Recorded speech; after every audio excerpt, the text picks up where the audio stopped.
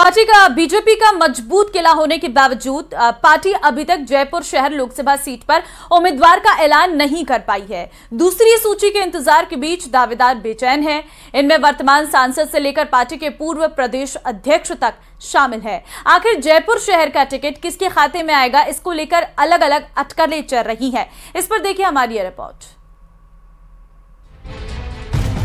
राजस्थान के सियासी रण को भेदने के लिए बीजेपी ने नई व्यूह रचना रची, जिसमें कई सांसदों के टिकट भी काटे जा रहे हैं। लेकिन कुछ सांसद अपने टिकट को लेकर आश्वस्त भी हैं, जिनमें पहला नाम है जयपुर से सांसद रामचरण बोहरा का। 2014 और 19 में जयपुर से जीतने वाले बोहरा को पूरा विश्वास है कि पार्टी इस बार भी उन पर ही भरोसा जताएगी। पार्टी का हर कार्यकर्ता पार्टी के निर्णय को मानने को तैयार रहता है और उस आदेश पर कार्यकर्ता काम करता है। तो हूँ जो पार्टी निर्णय करेगी उसमें मेरी पूरी सहमति है, पूरी मेरा सहयोग है और पार्टी के कार्यकर्ता होने के नाते पार्टी का हर आदेश मानने के लिए मैं प्रतिबद्ध हूँ।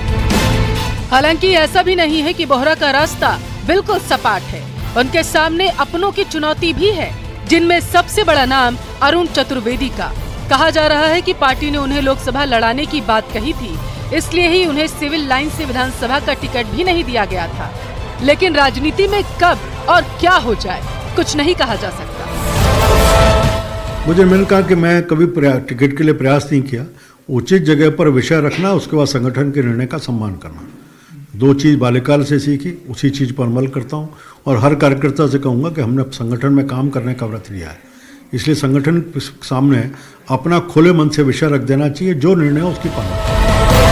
वहीं शैलेंद्र भार्गव भी टिकट की दौड़ में बताए जा रहे हैं। भार्गव का राजनीतिक सफर बीजेपी के साथ ही रहा है। पार्टी टिकट देगी तो निश्चित रूप से चुनाव लड़ेंगे। हमारी पार्टी में बहुत सारी चीजों पर विचार करते हुए टिकट दिया जाता है। टिकट दिया तो निश्चित रूप से जीतेंगे, अन्यथा जिस भी व्यक्ति को पार्टी टिकट देगी उसके लिए काम करेंगे। कि टिकटों का काम पूर्णतः पार्लियामेंट्री बोर्ड पर है और उनका अपना सर्वे भी है और उनका फीडबैक भी है और प्रदेश के लोगों की सिफारिश भी है, उसके आधार पर वो काम करेंगे। राजनीतिक जानकारों का कहना है कि लोकसभा चुनाव में बीजेपी भारी पड़ेगी, लेकिन जयपुर से टिकट किसे मिलेगा ये देखना भी दिलचस्प होगा। पर लगता यही है कि रामचरण बोहरा एक बार फिर टिकट की रेस में काफी आगे निकल गए हैं, पर अरुण चतुर्वेदी भी नाउम्मीद नहीं हैं। तो शैलेंद्र भार्गव ने भी उम्मीदों का दामन नहीं छोड़ा है। जब तक टिकटों की घोषणा नहीं हो जाती तब तक भला टिकट का ख्वाब पालने में आखिर बुराई भी क्या है। कैमरा पर्सन मान सिंह के साथ बाबूलाल धायल, न्यूज़ 18 जयपुर। समाजवादी पार्टी से अलग अपनी नई पार्टी बनाने वाले स्वामी प्रसाद मौर्य एक बार फिर अखिलेश यादव से दोस्ती का हाथ बढ़ा रहे हैं। स्वामी मौर्य खुले मंच से इंडिया गठबंधन का समर्थन कर रहे, लेकिन अखिलेश यादव स्वामी प्रसाद मौर्य की बात को अब नजरअंदाज करने लगे हैं। भले ही स्वामी प्रसाद मौर्य की सपा से नजदीकी बढ़ रही हो, लेकिन अखिलेश यादव अब छाछ भी फूक फूक कर पीने की कोशिश कर रहे हैं। देखिए रिपोर्ट।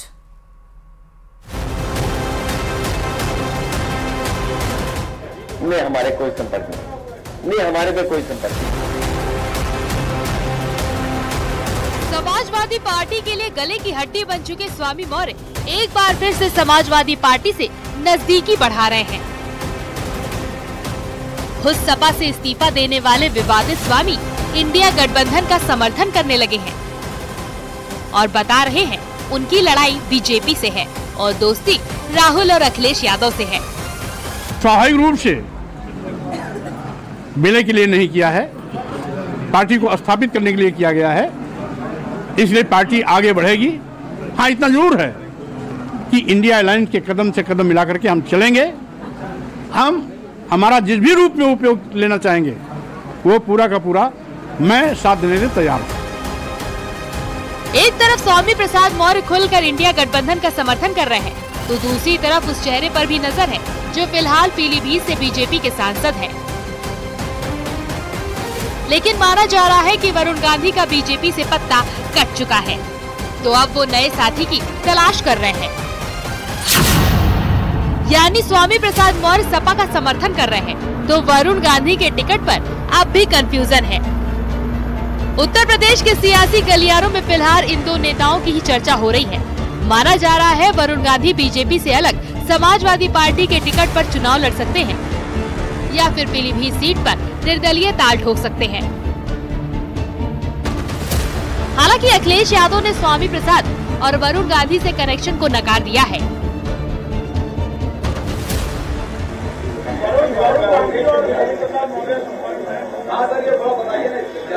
नहीं, हमारे कोई संपर्क में नहीं, हमारे पे कोई संपर्क नहीं। नहीं, आपसे सच तो बोलता ही हूं मैं। लेकिन सूत्रों के मुताबिक वरुण गांधी और स्वामी मौर्य को इंडिया गठबंधन में मौका देने पर कोर कमेटी में चर्चा चल रही है।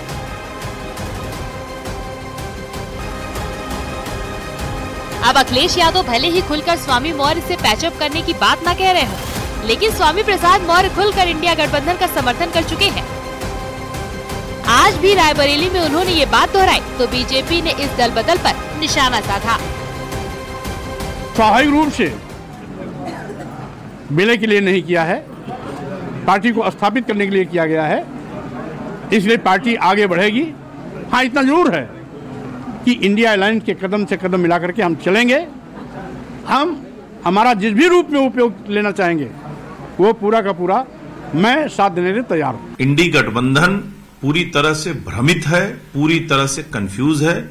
वो किसे चुनाव लड़ाए किसे न लड़ाए ये उसका फैसला है, लेकिन जनता इनकी बोरिया बिस्तर बांधने की तैयारी करके बैठी हुई है। खैर वरुण हो या स्वामी, अब यूपी में सियासत की नई कहानी लिखी जा रही है, क्योंकि कभी इधर कभी उधर वाली पटकथा 24 की सियासी दिशा बदलने के लिए काफी है। Bureau report, news 18।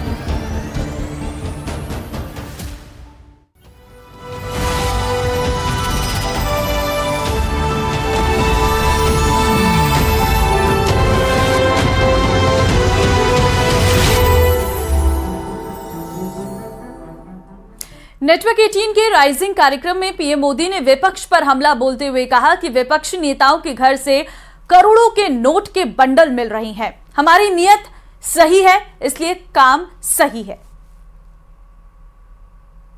तेल को छुपाना और कैश को छुपाना दोनों मुश्किल होते जा रहे हैं, और इसलिए कभी किसी सरकारी बाबू के घर से, बिस्तर से, दीवारों से नोटों की गड्डियां निकलती हैं। कभी किसी कांग्रेस के सांसद के घर से सैकड़ों करोड़ के नोटों के ढेर निकलते हैं। कभी किसी टीएमसी के मंत्री के घर से नोटों के ढेर निकलते हैं। इसलिए चारों तरफ बौखलाहट नजर आती है, बिलबिलाए हुए हैं। और ये सब होता क्यों है? बात वही है, नीयत सही तो काम सही। नेटवर्क 18 के राइजिंग भारत कार्यक्रम में पीएम मोदी ने विपक्ष पर हमला बोलते हुए कहा कि मुझे विपक्षी पार्टियां गालियां देती हैं, आज भी मुझे औरंगजेब कहकर नवाजा गया। दूसरी तरफ हमारे जो विरोधी हैं वो भी नए कीर्तिमान बना रहे हैं। आज ही उन्होंने मोदी को 104वीं गाली दी है। औरंगजेब कहकर नवाजा गया है। मोदी की खोपड़ी उड़ाने का ऐलान किया गया है। इन सब पॉजिटिव नेगेटिव बातों के बीच दुनिया का सबसे बड़ा इलेक्शन जारी है। तो वहीं पीएम मोदी ने अपने ऊपर हो रहे विपक्ष के हमले और गालियों का जवाब देते हुए कहा कि गालियों से फर्क नहीं पड़ता, गरीबों के लिए काम हो रहा है। हमारी सरकार उसी गरीब को उसके खाते का पूरा राशन मुफ्त दे रहा है। आज वो गरीब जब मुझे आशीर्वाद देता है तो विपक्ष के मन में गालियां फूटती हैं। मेरे लिए भी गालियां, वो गरीब मुझे आशीर्वाद देता है इसलिए उस गरीब को भी गालियां, लेकिन गालियों से कोई फर्क नहीं पड़ेगा। देश ने तो मन बना ही लिया है। फिर एक बार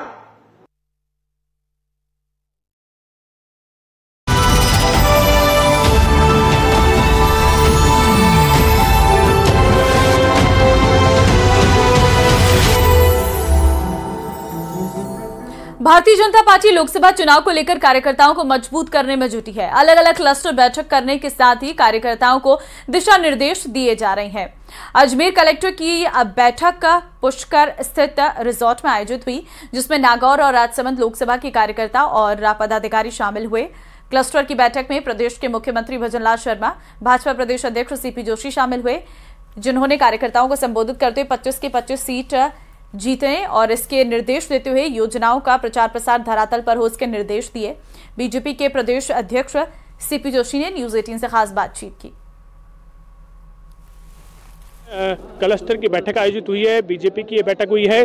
सीपी जोशी जी हमारे साथ हैं, उनसे बातचीत करते हैं। किस तरह की सर ये बैठक रही और क्या इसमें महत्वपूर्ण निर्णय रहे, क्या बैठक रही है? वो मतलब कुमाऊं को वापस नामित कर दिया है। किस तरह की बैठक थी और क्या महत्वपूर्ण इसमें निर्णय? देखिए, पार्टी की आगामी कार्य योजना को लेकर बैठक है, जिसमें आगामी कार्यक्रम, उसकी क्रियान्वयन और इस पर चर्चा हुई। और मैं सोचता हूँ कि भारतीय जनता पार्टी का कार्यकर्ता एक पूर्ण मनोयोग के साथ लग चुका है कि फिर एक बार मोदी सरकार। अब ये नारा सिर्फ पार्टी का नारा नहीं रहकर ये राजस्थान की और देश की जनता का नारा बन चुका है। तो भाजपा और भाजपा के कार्यकर्ताओं से आगे जनता चल पड़ी है कि अब की बार 400 पार। कई नेता आ रहे हैं और कई नेता जा रहे हैं, इससे कोई फर्क पड़ने वाला पार्टी? देखिए, कांग्रेस के प्रति अविश्वास है देश की और प्रदेश की जनता का। कांग्रेस के नेतृत्व के प्रति अविश्वास है। और अविश्वास क्यों हुआ कि उन्होंने धारा 370 लगाई, मोदी जी के मजबूत नेतृत्व में धारा 370 हटी। कांग्रेस के शासन में मर्यादा पुरुषोत्तम भगवान श्री राम के मंदिर को नहीं बने, इसके लिए कोर्ट में अटकाने और लटकाने का काम किया। लेकिन मोदी जी के नेतृत्व में दिव्य और भव्य रामलला का मंदिर बना। उन्होंने गरीब को लेकर सिर्फ नारे और वादे किए, मोदी जी के नेतृत्व में गरीब उत्थान और कल्याण का काम हुआ। ये सपने नहीं, हकीकत हुए। इसीलिए लोग कहते हैं कि सपने नहीं हकीकत बुनते हैं, इसीलिए लोग मोदी जी को चुनते हैं। ये हकीकत है और यही जनता का विश्वास मोदी जी के प्रति है। और देश की जनता के मन में सिर्फ एक ही बात है, फिर एक बार मोदी सरकार, तीसरी बार प्रचंड बहुमत के साथ मोदी जी प्रधानमंत्री बने, इसके लिए जनता ने मन बना लिया है। कांग्रेस को क्या निर्देश दिए, मतलब कार्यकर्ताओं को क्या निर्देश दिए? देखिए, कार्यकर्ता निर्देश, ये भारतीय जनता पार्टी एक परिवार है। सब लोगों ने मिलकर किस प्रकार से बड़े अंतर के साथ कमल खिले, इस प्रकार की योजना बनी। बड़े अंतर के साथ कमल खिले राजस्थान में, इस योजना को लेकर जो है भारतीय जनता पार्टी काम कर रही है और तमाम कार्यकर्ताओं को योजनाओं की जानकारी देते हुए धरातल पर उतरने का आह्वान भी यहाँ पर किया गया है। कैमरा पर्सन कुलशन सेन के साथ अशोक सिंह, न्यूज 18 अजमेर। और भरतपुर से आई एक दिल दहला देने वाली वारदात किसी को भी परेशान कर सकती है। लड़के लड़की के चीखने चिल्लाने की आवाज सुनकर आस पड़ोस के लोग कमरे पर पहुंचे, लेकिन वहां उन्हें जो नजर आया उससे उनकी चीख हलक में अटक गई। देखिए रिपोर्ट।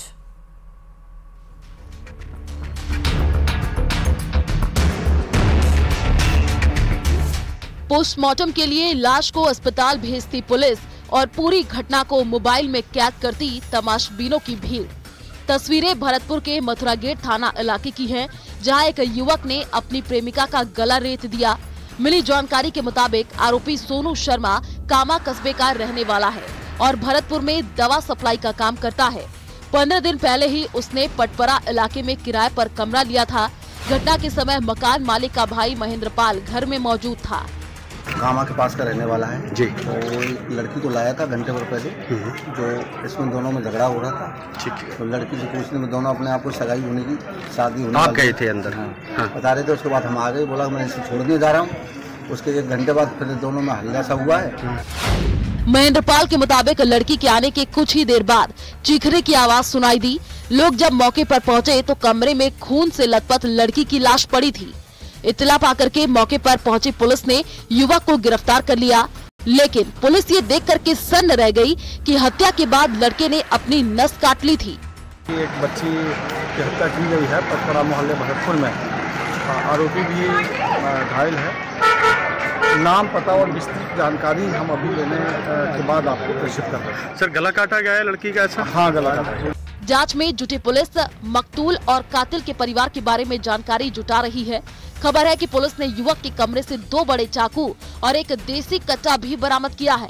पुलिस की जांच का चाहे जो अंजाम निकले, लेकिन प्रेमी के हाथों प्रेमिका की हत्या ने इलाके के लोगों को सन्न कर दिया है।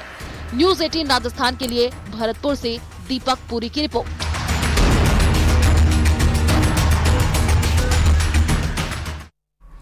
पंजाब से राजस्थान में आ रहा नहरों का पानी नहीं, जहर आ रहा है। अगर हम आपसे ऐसा कहें तो आप चौंकिएगा मत, क्योंकि इस पानी से राजस्थान के करीब 10 जिलों में कैंसर जैसी भयानक बीमारी फैल रही है। देखिए रिपोर्ट।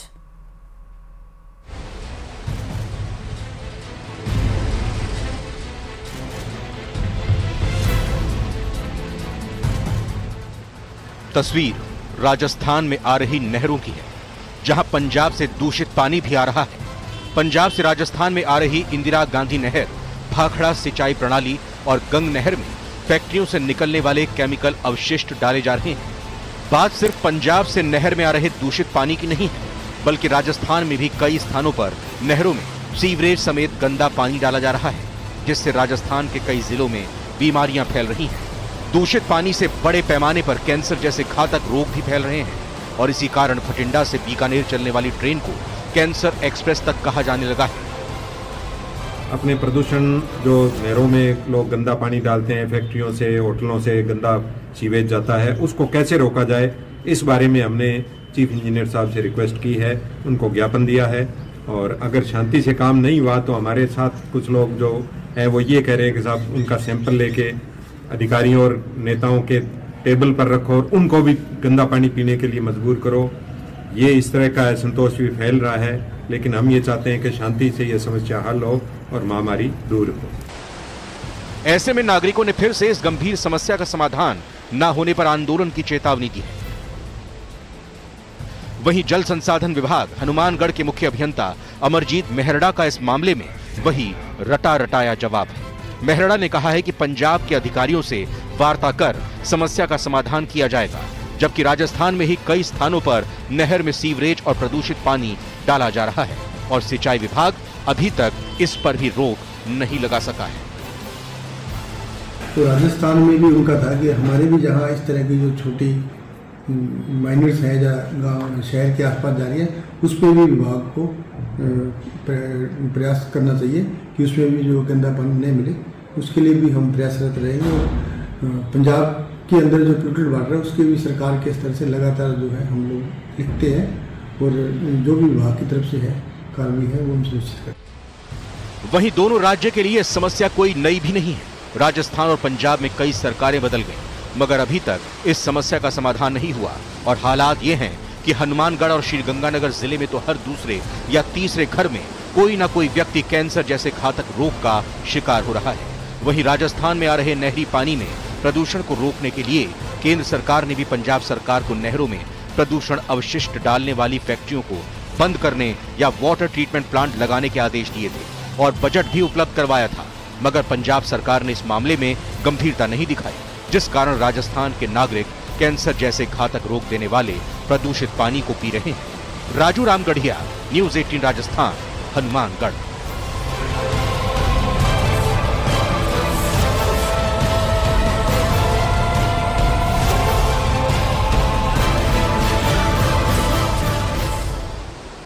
होली के त्योहार पर भीलवाड़ा के लोग देश को पर्यावरण संरक्षण का संदेश दे रहे हैं। दरअसल यहाँ के लोग होलिका दहन में पेड़ की जगह गाय के गोबर के कंडों से सजी होलिका दहन करेंगे।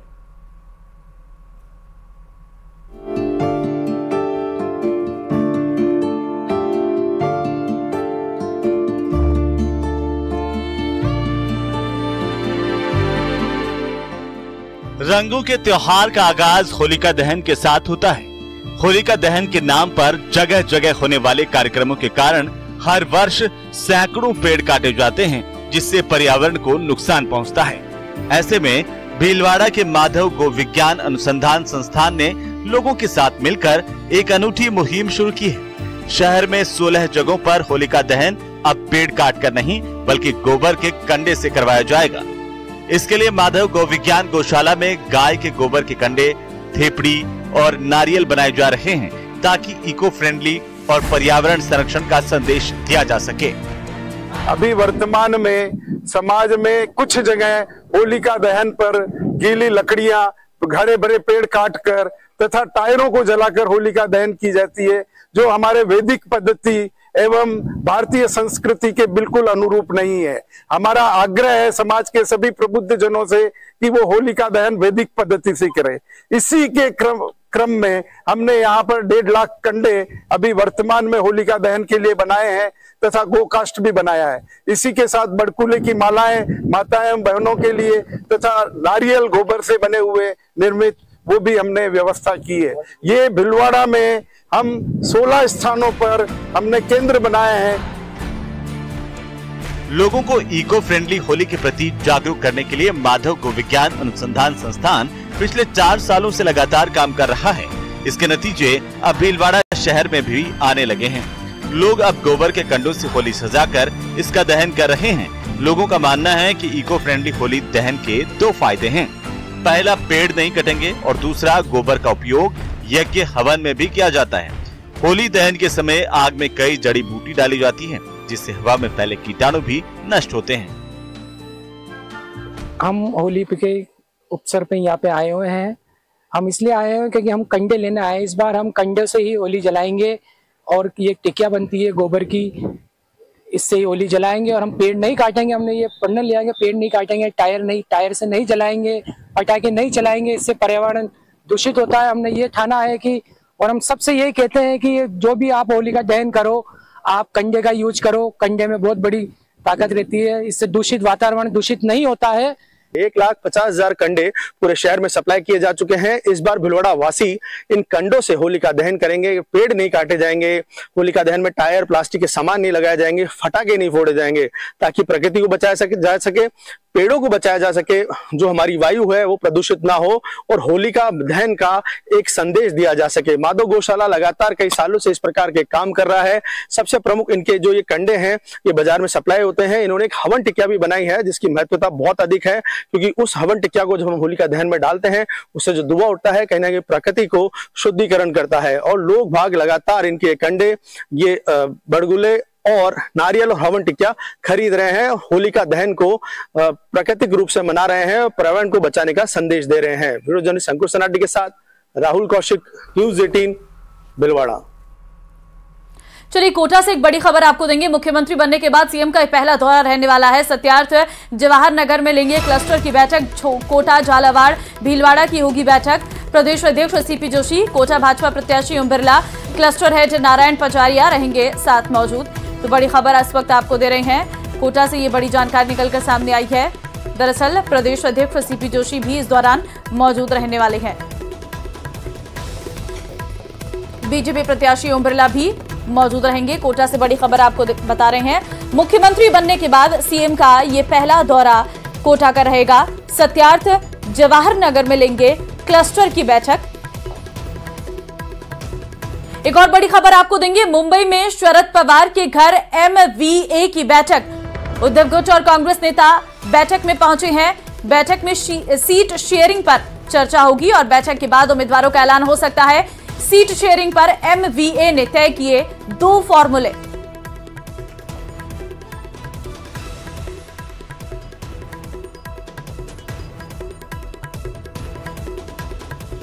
और चलिए, इस बुलेटिन में फिलहाल के लिए बस इतना ही। बाकी अन्य खबरों के लिए बने रहिए हमारे साथ। नमस्कार।